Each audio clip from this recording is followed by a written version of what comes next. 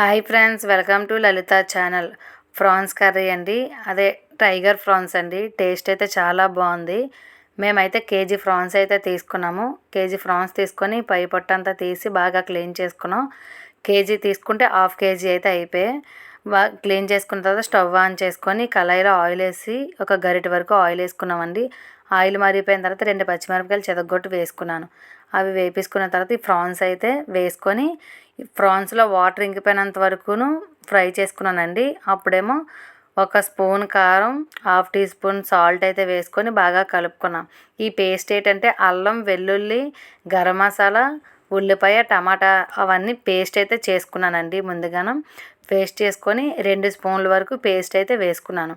పచ్చివాసన పోయినంత వరకు ఈ పేస్ట్ వేసుకున్నాం కదండి, అల్లం వెల్లుల్లి పేస్ట్ బాగా ఫ్రై చేసుకోవాలి.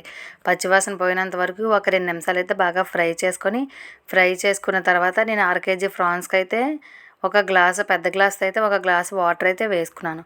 వాటర్ వేసుకొని కలిపేసుకొని మూత అయితే పెట్టేసుకోవాలండి. లో ఫ్లేమ్లోనే మాత్రమే, హైలో పెట్టకండి. వాటర్ ఇంకిపోద్ది, లోపల ఫ్రాన్స్ ఉడకవన్నమాట. అందుకు లో ఫ్లేమ్లో పెట్టుకొని 10 నిమిషాలు చెక్ చేసి చూడండి. కర్రీ అయితే రెడీ అయితే అయిపోద్ది. ఇగోండి మా ఫ్రాన్స్ కర్రీ అయితే రెడీ అయిపోయింది. వీడియో నచ్చినట్టుగా అయితే మీ ఫ్రెండ్స్ అండ్ ఫ్యామిలీ మెంబర్స్కి షేర్ చేయండి. అలాగే మన ఛానల్ సబ్స్క్రైబ్ చేసుకోండి. మీరు కూడా ట్రై చేసి ఎలా వచ్చిందో కామెంట్ బాక్స్లో కామెంట్ చేయండి. ఫ్రాన్స్ కర్రీ అయితే రెడీ అయిపోయింది ఫ్రెండ్స్. బాయ్.